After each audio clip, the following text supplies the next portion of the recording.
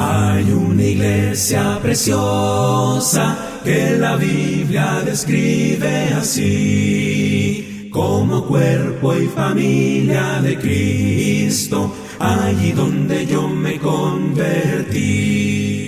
Bendiciones, hermanos. Es un gusto estar con ustedes esta noche.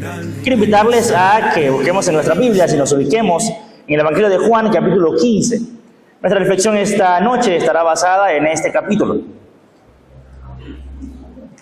Actualmente, según los científicos, existen aproximadamente 8.7 millones de especies en el planeta Tierra. Esto entre organismos, entre microbios, etcétera. 8.7 millones de especies. La especie humana es una de estas 8.7, pero resulta que la especie humana tiene una característica que nos hace diferentes a todo el demás, y es que somos pensantes. Tenemos razón, tenemos pensamiento, tenemos la cognición. Y eso, aunque es bueno, porque a todos nos gusta pensar, también nos trae un pequeño problema. Y es un problema del que nos damos cuenta todos como seres humanos cuando vamos creciendo, cuando estamos dejando la niñez, cuando llegamos a la adolescencia, a la juventud. Comienza a surgir aquella pregunta o aquel cuestionamiento entre nosotros, y es: ¿qué hago con mi vida? ¿Qué propósito tiene mi vida?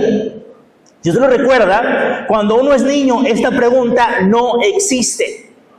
Uno va a la escuela o no va a veces, hace el enfermo para no ir, pero esta pregunta no existe. La pregunta de ¿qué voy a hacer con mi vida? Eso no existe. Uno va, se divierte, juega, platica, come en el recreo y listo. Y vuelve a casa y uno es feliz. Y la pregunta no existe. Y mientras esa pregunta no existe, uno es feliz. Pero a medida que uno crece y la pregunta comienza a llegar a nuestra mente: ¿para qué estoy acá? ¿Cuál es mi propósito? ¿Qué sigue? Cuando esa pregunta comienza a llegar a nuestra mente, entonces ya no todo es diversión, porque ahora comenzamos a pensar: ¿qué voy a hacer cuando salga de la secundaria? ¿Qué voy a hacer cuando salga de la universidad? Dicen que no hay trabajo, dicen que los salarios son bajos. ¿Cómo voy a hacer para comprarme el carro que yo soñaba? ¿Cómo voy a hacer para comprarme la casa que yo quería? Y estas preguntas se van multiplicando y multiplicando. Así que el hecho de ser la única especie pensante tiene muchas ventajas, pero también tiene esta enorme desventaja, y es que nunca estamos satisfechos. Y a esta pregunta de ¿cuál es mi propósito en la vida?, la humanidad le ha dedicado milenios. Según al menos la historia, la primera vez que esta pregunta comenzó a rondar entre los seres humanos fue allá por el 430 antes de Cristo. En los filósofos griegos, todos comenzaron a buscar cuál era el propósito humano, cuál era la razón de la especie humana, por qué estábamos acá, cuál es el propósito de vida. Y a esto los filósofos encontraron ciertas respuestas. Como cristianos tenemos una respuesta, y es en la cual vamos a estar hoy meditando. ¿Por qué soy yo acá? La mayor parte del tiempo vemos nuestro propósito o lo queremos ubicar en diferentes cosas. Queremos ubicar nuestro propósito en una carrera. Yo vine a este mundo porque yo quiero ser abogado. Yo vine a este mundo porque yo voy a ser doctor, porque yo voy a ser enfermero. Y basamos nuestro objetivo y nuestro propósito de vida en esa carrera o en ese propósito. Yo vine acá porque yo voy a tener un buen trabajo. Yo vine acá porque yo voy a lograr un buen salario. Como cristianos, eso también nos ocurre. Y creo que la razón, como nosotros podemos saber en qué cosa nosotros vemos la respuesta, es a qué dedicamos más tiempo. ¿Por qué nos preocupamos más? Pues resulta que el Evangelio de Juan es escrito con un propósito. El propósito es decirnos qué tan importante es el Cristo. Y por eso es que Juan está lleno de metáforas que engrandecen la razón de Cristo. Dice entonces el Evangelio de Juan que Jesús es el agua de vida. Dice el Evangelio de Juan que Jesús es el pan de vida. Dice el Evangelio de Juan, un versículo que todos conocemos, que Jesús es el camino, la verdad y ¿qué más? El camino, la verdad y ¿qué más? Justamente después de ese capítulo 14, aparece el capítulo 15.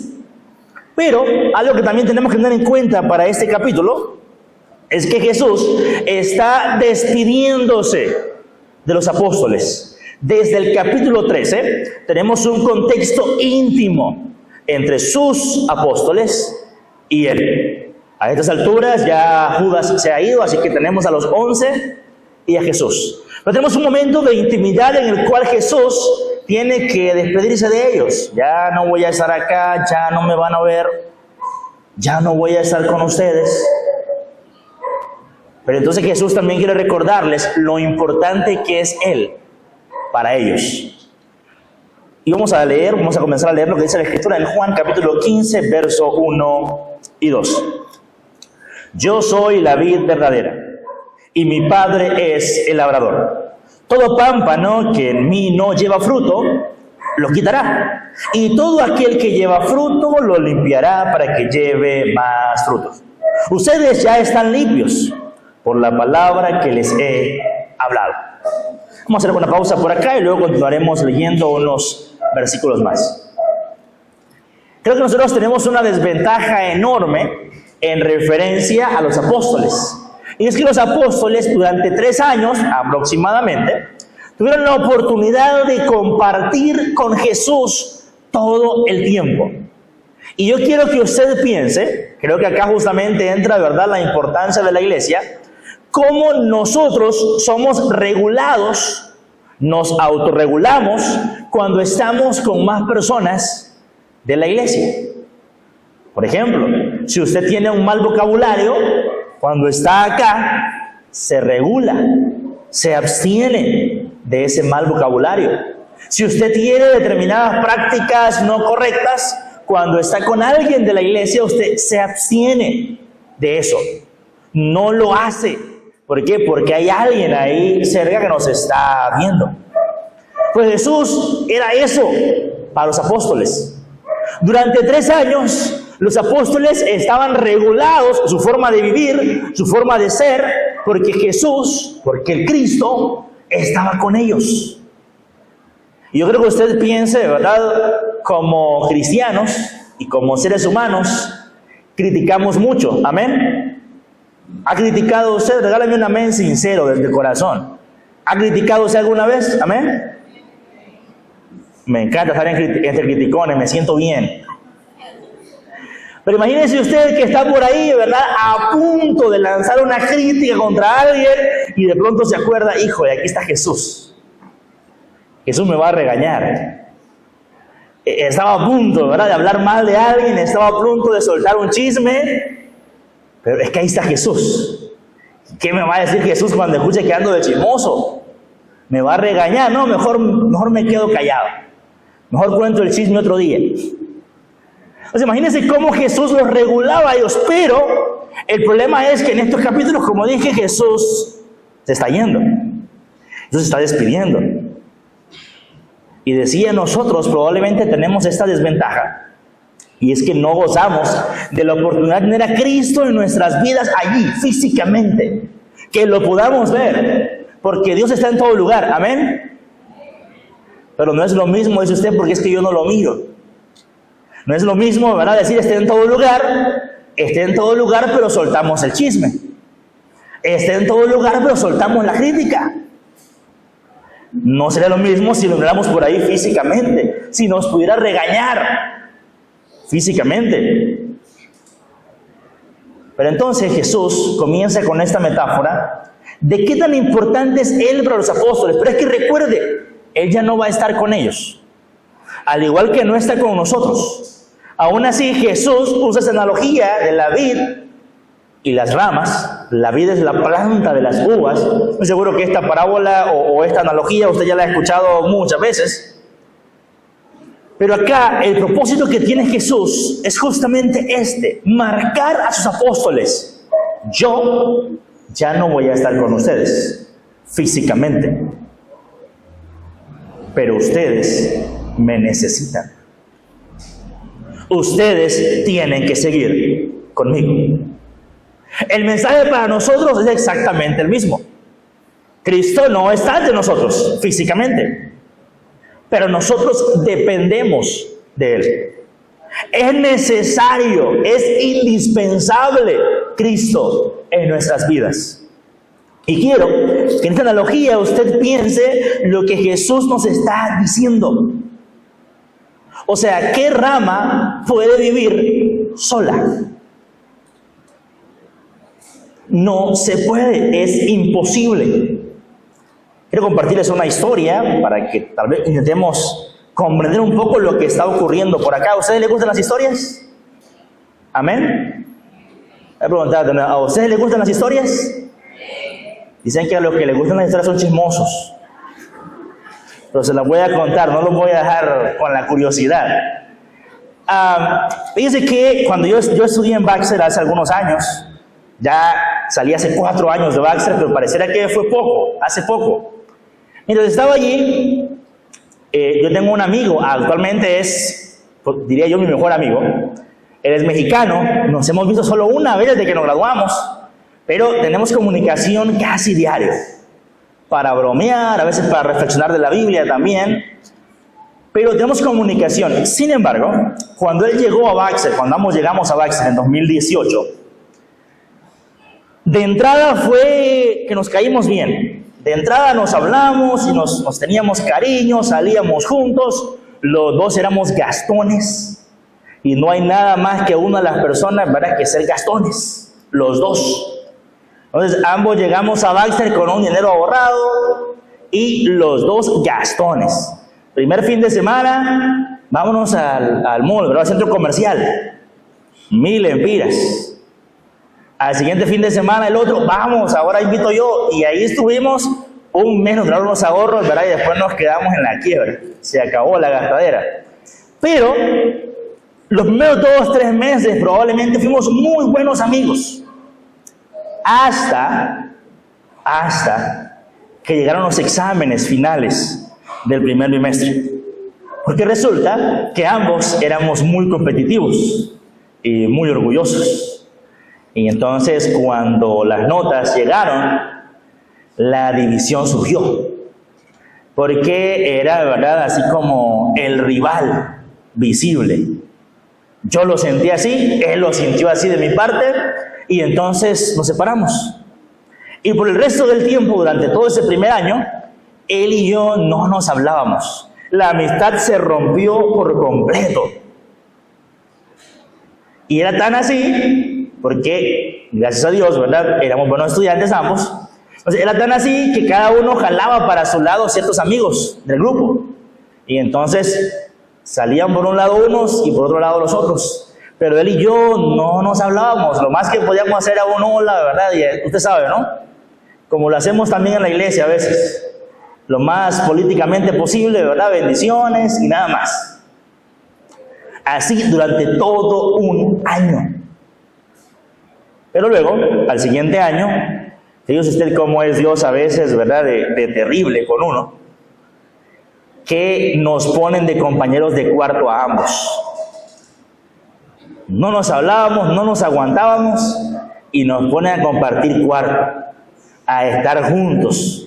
Por si fuera poco, él tenía la mala costumbre que para despertarse ponía 40 alarmas. Desde las 5 de la mañana era la primera, y yo apaga eso. A los 5 minutos había otra,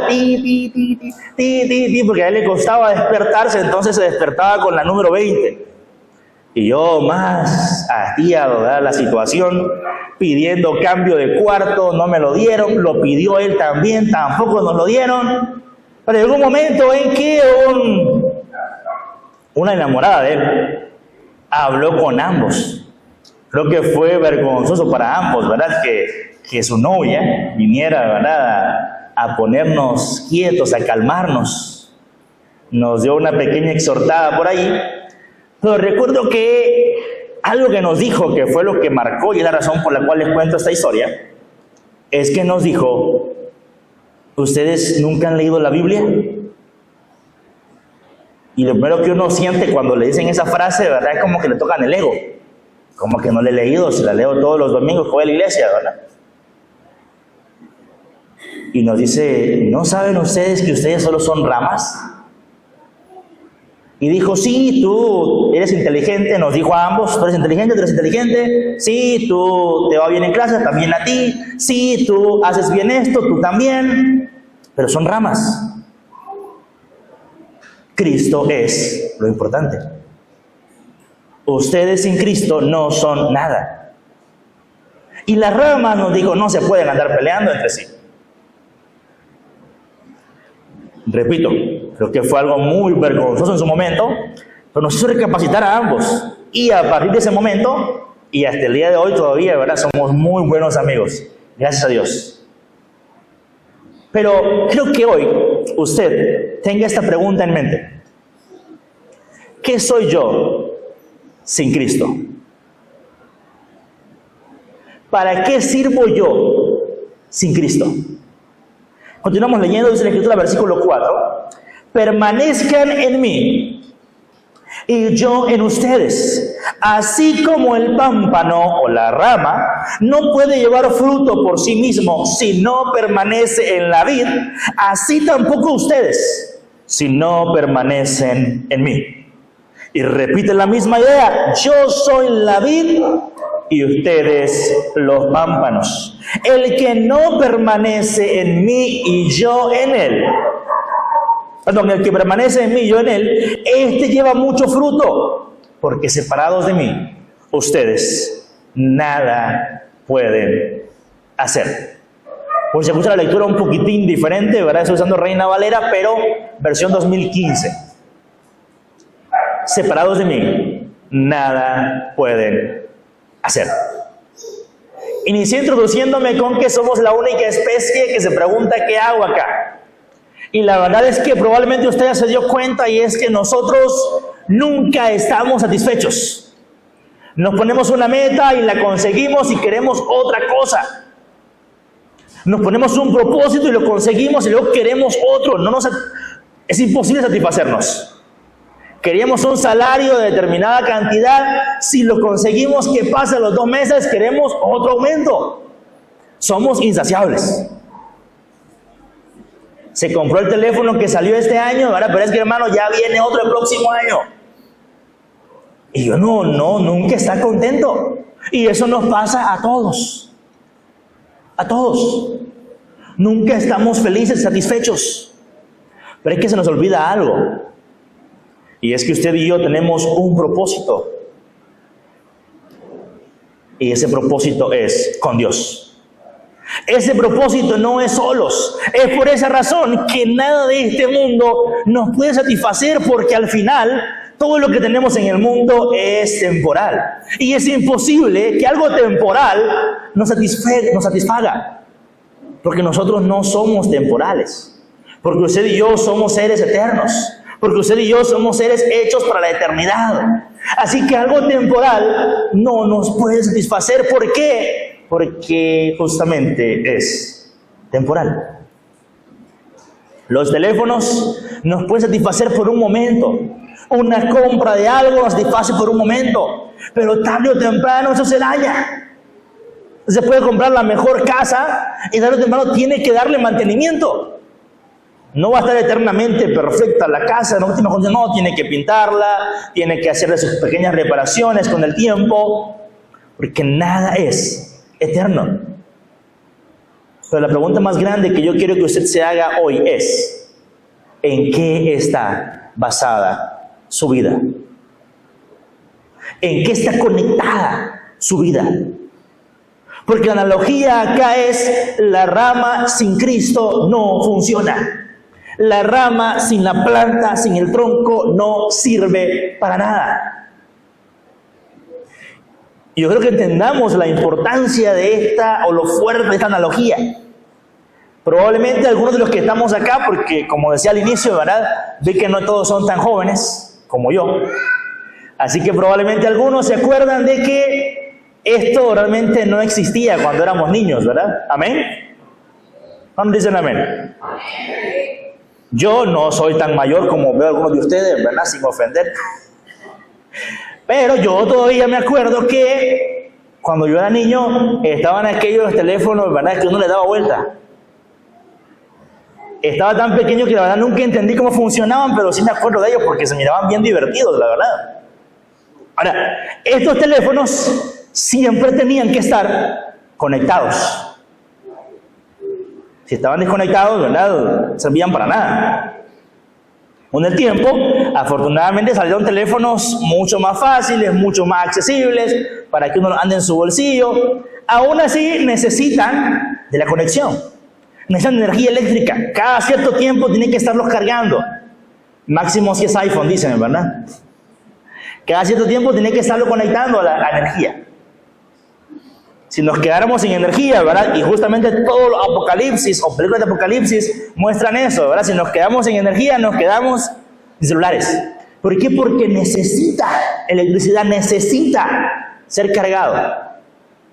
Probablemente en ningún lugar más que en Managua entienden lo importante que es tener energía eléctrica. Razón principal, el calor. ¿Qué haríamos si nos va la luz ahorita, verdad? Bueno, yo puedo gritar y nos evitamos el problema del micrófono, pero donde nos quedemos sin abanicos todos, ¿verdad? Vamos a buscar salir rápido de acá. Amén. Entonces, dependemos de la energía. Y yo quiero que usted esta noche conmigo comprenda el hecho de que en esa analogía Jesús lo que quiere enseñarnos es: ustedes dependen de mí. Los apóstoles dependen de Cristo. ¿Y saben qué tanto dependen de Él? Dependen tanto que capítulo siguiente, 6 capítulos adelante, la Biblia nos narra que estos 12 apóstoles, cuando Jesús se va, ¿sabe usted qué hicieron? Se fueron a pescar de nuevo. Literalmente dependían de Cristo. Lo que habían hecho por 3 años dependía de Cristo. Y cuando Cristo se ausentó, ellos volvieron a lo que habían hecho antes. Se fueron a pescar otra vez. A menudo nos sentimos insatisfechos porque buscamos nuestros propósitos en otras direcciones.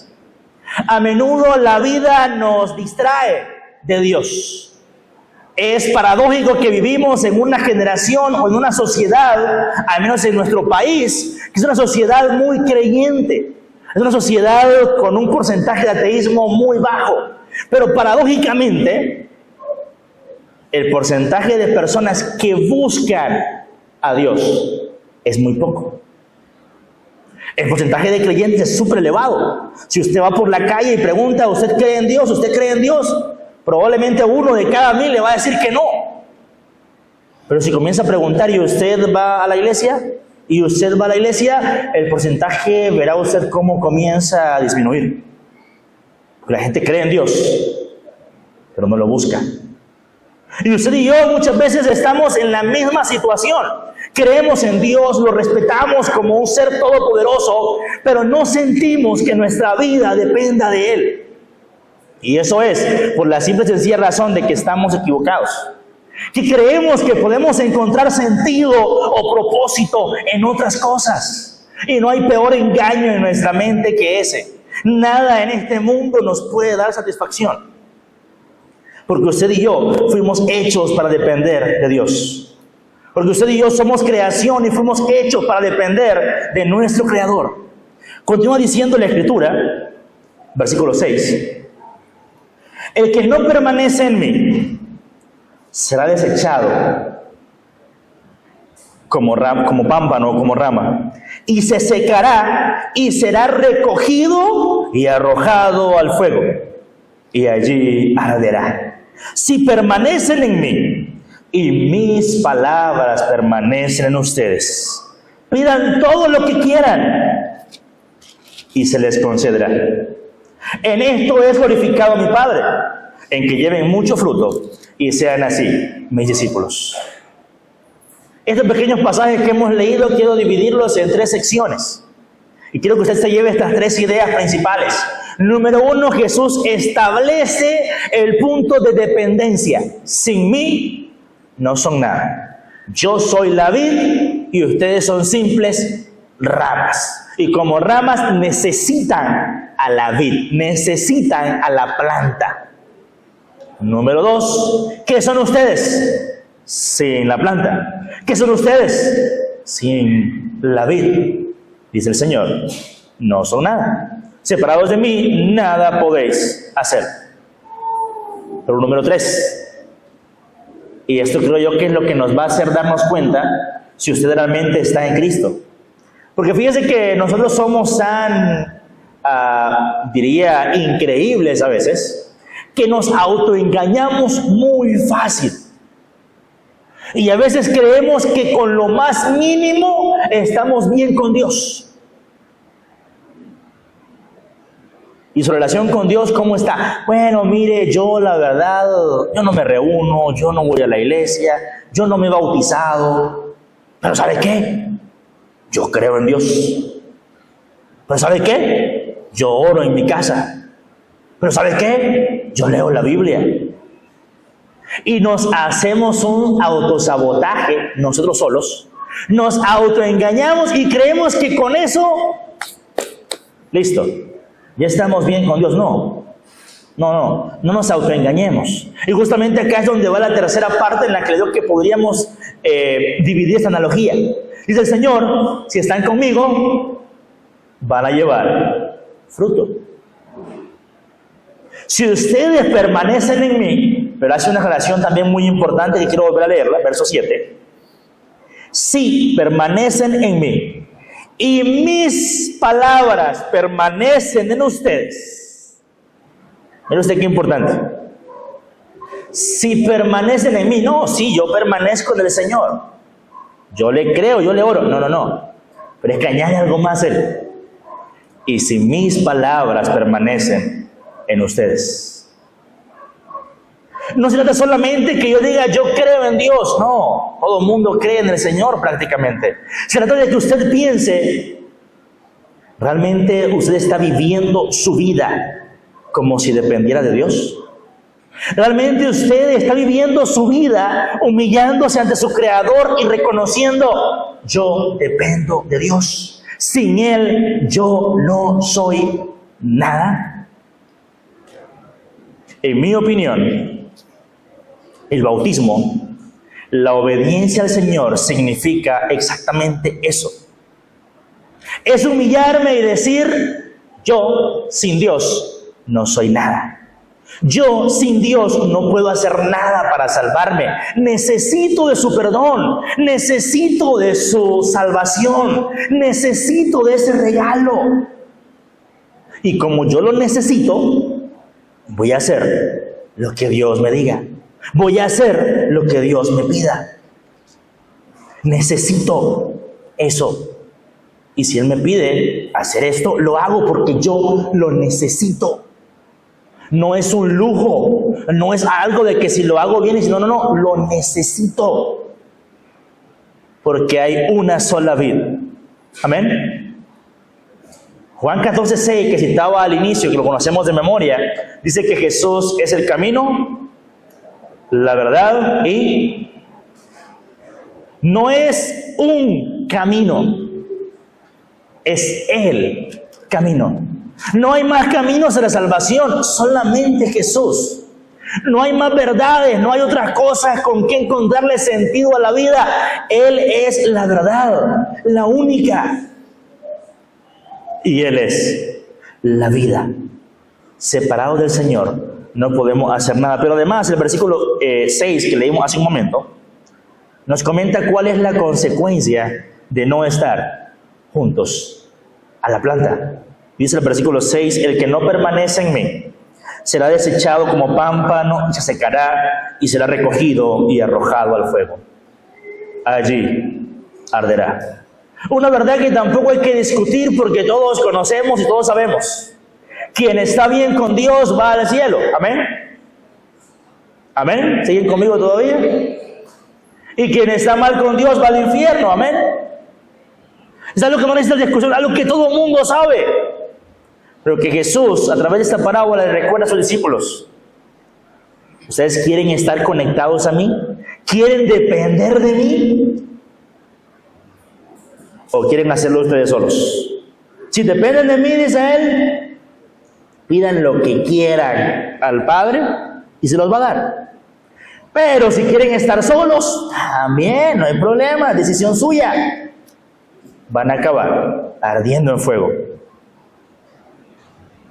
Misma decisión que hoy quisiera plantear. Antes de la prédica me dijeron por ahí que teníamos a unos 30 amigos. Probablemente esa cifra ya subió un poco. 30 personas que han vivido su vida desconectada de Dios. Pero también quiero dirigirme a aquellos que probablemente estamos en la iglesia, pero por alguna razón nuestra vida también nos ha hecho vivir desconectados de la vida, desconectados de Dios. Y a ellos, tanto hermanos alejados de la iglesia, desanimados, como amigos, quiero decir esta pregunta: ¿usted quiere vivir conectado al Señor? ¿Quiere poder pedir lo que quiera y recibirlo? ¿Quiere recibir salvación? ¿O quiere vivir desconectado de Dios y arder? Y no hacer nada. ¿Qué le gustaría a usted hacer? Si hoy fuese la última oportunidad para decidir una de estas, ¿qué le gustaría hacer? Y quiero invitar al hermano director de alabanzas, que me imagino que tiene una alabanza lista para este momento. Me gustaría pedir a todos que nos pongamos en pie mientras entonamos esta alabanza.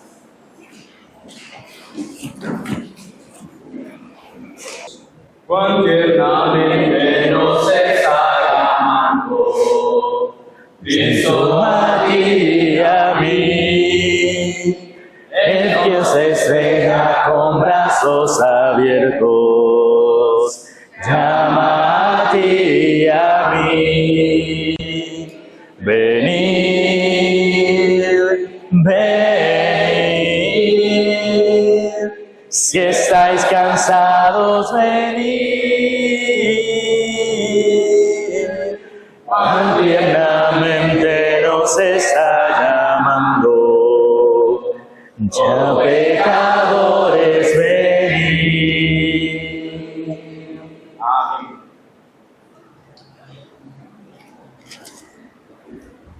Curiosamente, Jesús inició esta conversación íntima con sus apóstoles en el capítulo 13. Lo inició con los 12. Inició haciendo probablemente lo más poderoso de estos capítulos, ya que fue práctica y no teoría, ya que no fue discurso, fue acción. Y se levantó y comenzó a lavar los pies a sus discípulos. Pero hubo uno que no quiso vivir conectado a Jesús. Hubo uno que se levantó con sus pies limpios y fue con prisa a vender al maestro. Solo 11 de estos con pies lavados por el maestro lo acompañaron y escucharon ese discurso. Lo curioso es que de inmediato vemos el resultado de lo que Jesús había dicho. Separados de mí, nada podéis hacer. A las horas, que lo había traicionado estaba siendo suicidado. A las horas. Porque separados de mí, nada podéis hacer. En cambio, los otros 11 sirvieron mucho más al Señor aún y vivieron muchos años más. Hoy, quiero que nos preguntemos, no en plan de aquellos que han sido lavados sus pies, no. En plan de aquellos que hemos recibido bendición tras bendición del Señor.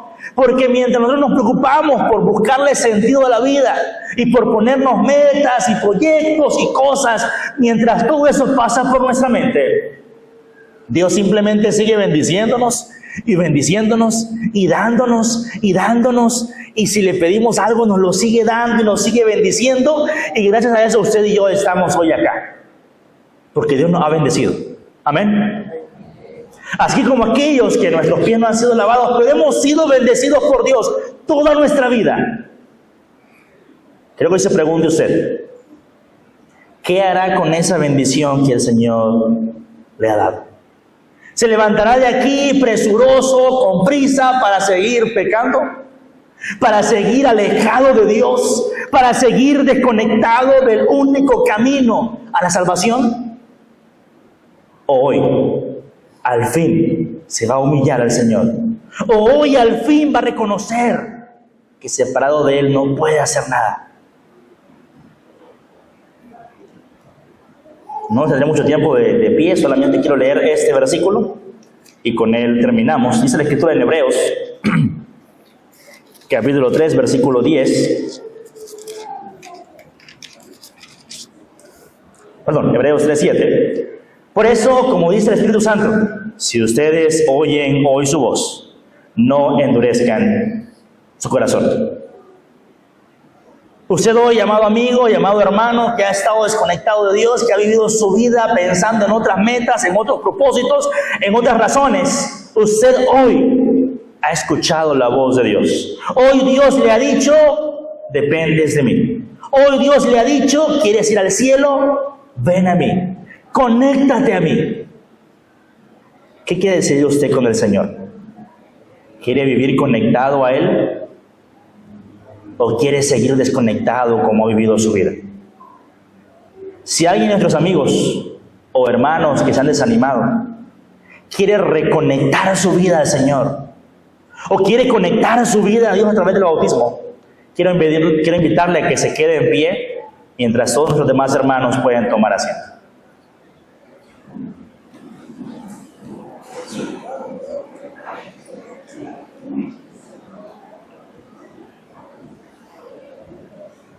Jesús es la vid y nosotros somos los pámpanos. Separados de Él no podemos hacer nada y solamente nos espera la condenación. Recuerde esto y deje de buscar el propósito o el sentido de su vida en otras cosas porque no va a encontrarlo. Comience a buscarlo en el Señor y hallará más que un propósito. Hallará felicidad, hallará plenitud. Porque separados de Él no podemos hacer nada. Que Dios le bendiga.